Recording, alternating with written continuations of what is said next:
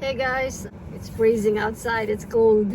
Again, I'm here parking outside to my daughter's friend because they're doing a post-Halloween party. They're doing some Halloween party in there just behind this one, behind the car is their house. And you know whose house is that? That's the house of Miss Rosamund Pike, the lead actor of the I Care a Lot movie. So yes, her son is my daughter's classmate. Is the lead actor, which is Rosamund Pike. Anyway, I'm just gonna wait in here because it is only a drop off children, so you can just only drop off and pick up your child there in their house. I'll be parking here until roughly 30 minutes. Anyway, so let's go back to the topic of the divorce. This one, the question is that like two Filipinos got married in the Philippines, all right? And then later on down the line, or one of the spouse went abroad outside the Philippine territory. Let's say the husband or the wife went to Hong Kong or went to Canada, to Australia, to Europe, or to the United States. And that long distance relationship, which is as a husband and wife, either the husband is in the Philippines and the wife is in the US or Canada or in Hong Kong, and then that wife decided to file a divorce to the Filipino husband because either for whatever reason or whatever her reasoning, their marriage might become thorny. Their marriage was tormented due to the long distance relationship. It's hard to maintain the love, I guess. So the wife, the Filipina, decided to divorce her husband to the Philippines.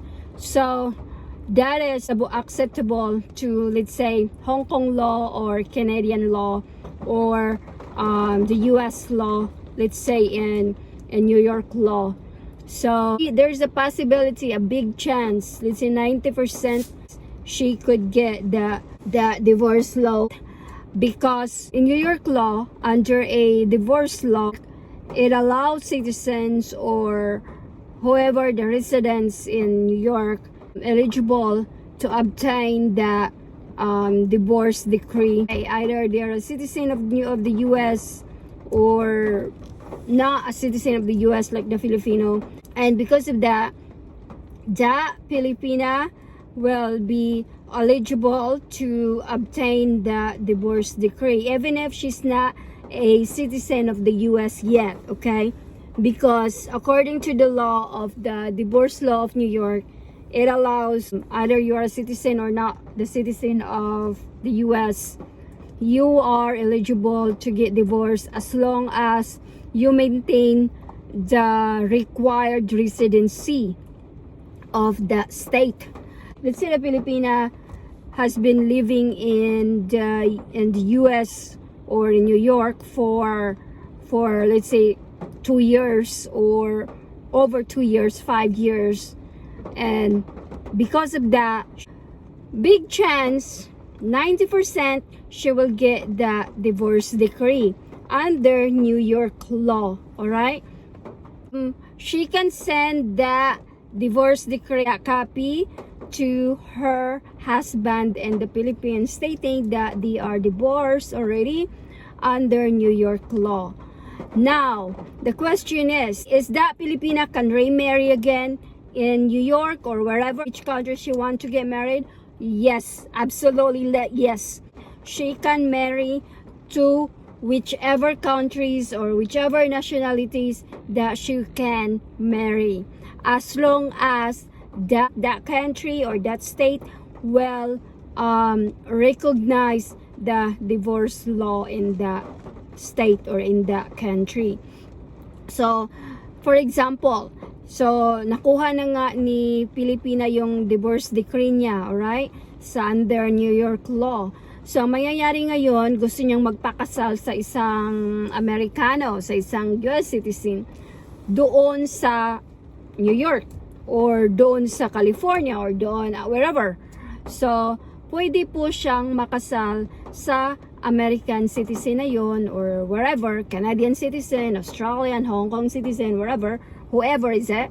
So, she is legally, it is legal, she is legally can remarry to the new lover of hers. Legal po siyang magiging kasal sa, let's say, sa New York or sa California or sa US. Legal po siya, yung marriage niya po sa US ay isa pong legal yun.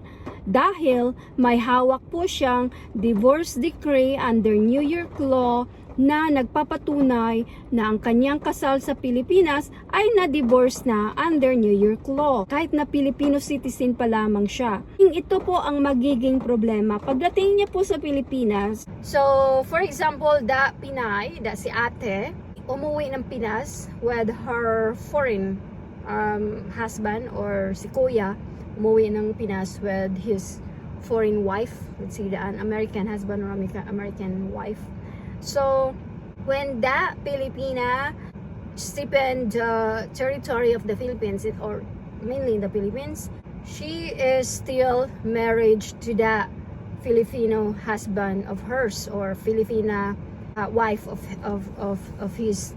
So, technically, she still married there in the Philippines under the Philippine law. Yung divorce niya sa New York, na pinadivorce niya yung marriage niya to her husband doon sa Pilipinas, is not recognizable or not acceptable, or it is an invalid divorce under Philippine law. Bakit? Because nung nagpa-divorce siya, ay isa pa lamang siyang Pilipina or Filipino. She's still a Filipino citizen nung nagpa-divorce siya, at nung natanggap niya yung divorce decree na yon, is Filipino pa siya. As what I'm saying to my previous video last week, it says Article 26, Executive Number 209, Series of 1987, saying that the Philippines only recognize the divorce decree if it is between foreigners and the Filipina. So, meaning, kailangan yung nagpa-divorce doon sa Pilipina is yung foreign spouses niya, or yung foreign husband niya, or foreign wife niya. So, yun yung nakasaad sa Article 26 Family Code of the Philippines. So, dahil nga itong si Pinay is nandun sa New York, at doon siya nagpa-divorce, ng kanyang marriage doon sa Pilipino na wife niya sa Pinas. Nung time na yon is under residency permit pa lang siya sa New York. Dahil nga New York law, under divorce law, it's stating that anyone can obtain a divorce law in New York under New York law only if that person obtain his or her residency permit in New York State.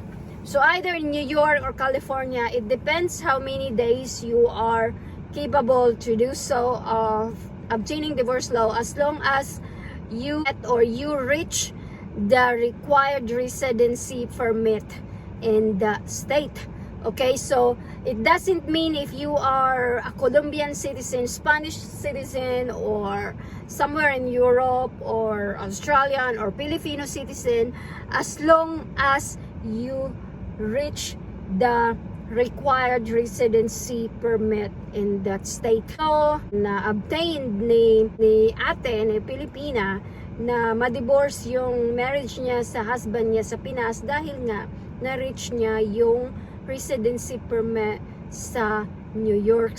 So ngayon, pagdating niya ng Pinas, kasal pa rin siya doon sa Pinoy, or sa husband niya sa Pinas, sapagkat yung nga I told you that the Philippines won't gonna recognize it, because nga Pilipina pa siya when she obtained her divorce decree.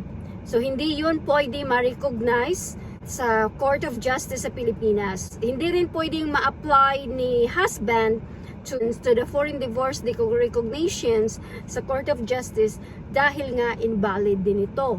Kasi nga, yung asawa niyang nagpa-divorce sa kanya is Pilipina pa, hindi pa American citizen. So dapat, when you applied your divorce decree, it has to be a foreign national na. Even if you are a former Filipino, so kung gusto niyo pong magpa-divorce sa husband niyo or sa wife niyo sa Pinas, make sure na you are a foreign national already. You are a former Filipino. Means, hindi ka na po Pilipino nung nag-apply ka at nung natanggap mo ang approval ng iyong divorce decree sa ibang bansa. Okay po, yun po. So, ang mangyayari doon, pwede pong kasuhan ni husband yung wife niya in another case, hindi adultery but concubinage case po doon sa Pilipinas. Hindi po niya pwedeng makasuhan yung asawa niya paglabas ng bansa dahil wala na pong hawak ang Pilipinas doon sa case na yun dahil ang Pilipinas ay walang jurisdiction, walang right of jurisdiction to handle the case against the case na doon sa asawa niya na nagpakasal ulit outside the Philippines. So, sorry po doon sa husband or sa wife na sinasabing ipapakorte, what you call it, they'll gonna file a case against their wife or their husband kasi nga nagpakasal ito ulit sa ibang bansa. Yeah, you can do that only kung nasa Pilipinas po nakatira ang iyong asawa. So paglabas na po ng Pilipinas, hindi na po yan sakop ng jurisdiction ng Pilipinas ang iyong kasong isasampa doon sa iyong asawa, doon sa iyong wife or sa iyong husband kapag ito ay nagpakasal sa ibang bansa. So, patawad po, yun po talaga, wala pong jurisdiction ng Pilipinas. Unless na lang po kung yung husband mo or yung wife mo ay doon titira sa Pilipinas, you can file a case po. However, kung nagbabakasyon lang sa Pilipinas at aalis na lang, let's say in few weeks, wala po kayong enough time. And I'm pretty sure that the immigration won't gonna hold that accountable. Because yun nga, yung wife has the right to travel as well, or the husband has the right to travel as well. At saka nga, marriage sila paglabas ng outside ng Pilipinas dahil nga yung divorce law ng New York is acceptable doon. So, yun lamang po, and wait for my next upload about, I don't know yet, but I'm sure it is still related to this case about divorce law in the Philippines. And sana po may natutunan kayo sa video yung aking naipabahagi sa inyo. And hopefully, if you like this video, please thumbs up. Please give me a thumbs up, guys. And please do share, especially for those friends of yours that, you know, mga kakilala nyo na nangangailangan ng impormasyon about this vlog na ginawa ko po para sa inyo. Please thumbs up, please share if you think that this is very helpful. And yeah, kita-kita po tayo sa susunod kong mga video. So that's it for today, guys. So stay safe, guys. Thank you so much for all your support and see you again on my next vlog. Bye! Legal Matters with Jen, signed out.